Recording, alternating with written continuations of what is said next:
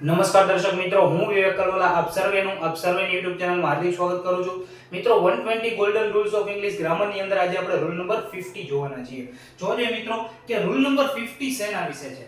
તો મિત્રો rule number 50 છે એ ધીસ અને ધેટ વિશે છે. બરાબર છે મિત્રો. ટૂંકમાં ઘણી બધી વખત એવું હોય છે કે આ કોન્સેપ્ટ છે એ આપણને સરળ લાગે છે, પણ ઘણા બધા વિદ્યાર્થીઓ એક્ઝામમાં જ્યારે આના રિલેટેડ કોઈ ક્વેશ્ચન આવે છે ત્યારે મૂંઝાઈ જતા હોય છે. તો જોજો મિત્રો, પ્રથમ તો આપણને આ બંનેનું છે ગુજરાતી આવડવું જોઈએ કે ધીસ છે, બરાબર છે મિત્રો, એનું ગુજરાતી શું થાય તો કે આ, અને ધેટનું ગુજરાતી શું થાય મિત્રો તો કે પેલું અથવા તો તે. હવે એક બીજી વસ્તુની ચોખવટ કરી દઉં મિત્રો કે જે આપણું આ ધીસ છે, બરાબર છે, એ નજીકની વસ્તુઓ દર્શાવવા માટે વપરાય છે. કેવી વસ્તુઓ મિત્રો તો કે નજીકની કોઈ વસ્તુઓ હોય, બરાબર છે, અથવા તો કોઈ પ્રાણી હોય, બરાબર છે, અથવા તો કોઈ નાઉન એટલે કે નામ હોય, બરાબર છે, તેને દર્શાવવા માટે આપણે ધીસ નો ઉપયોગ કરીએ છીએ. ક્લિયર છે મિત્રો?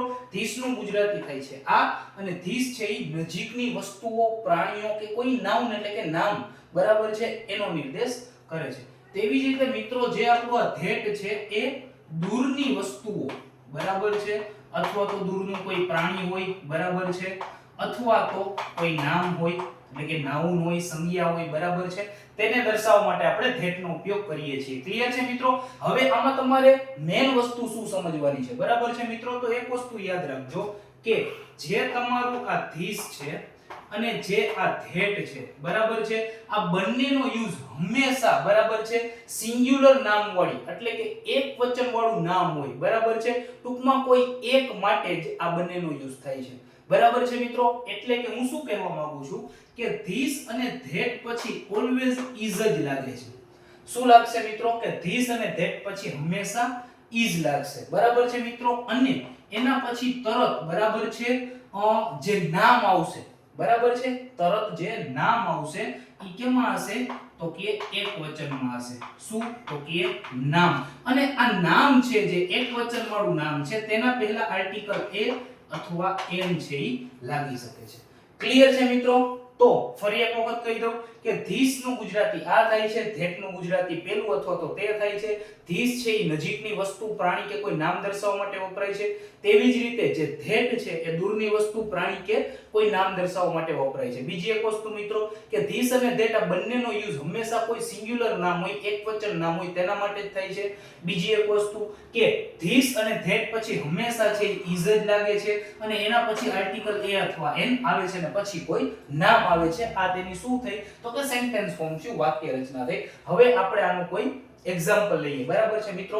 હું એમ કહું, બરાબર છે, કે આ છોકરો છે, આ છોકરો છે, બરાબર છે, તો કેમ લખાય જોવો જોઈએ તો કે ધીસ ઇઝ અ બોય.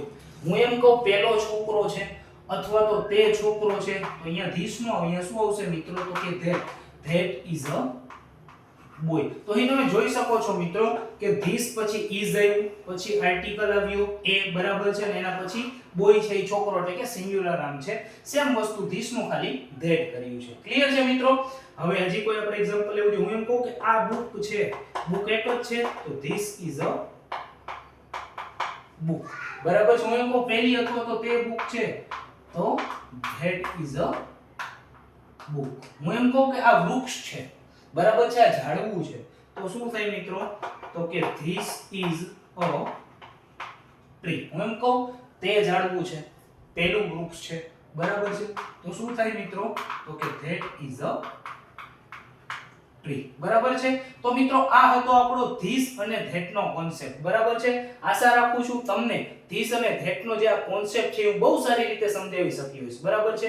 અને આ હતો આપણો રૂલ નંબર 50. જલ્દી જ મળીશું આપણે રૂલ નંબર 51 ની સાથે. ત્યાં સુધી જય હિન્દ, જય Bharat, take care, good bye, thank you so much.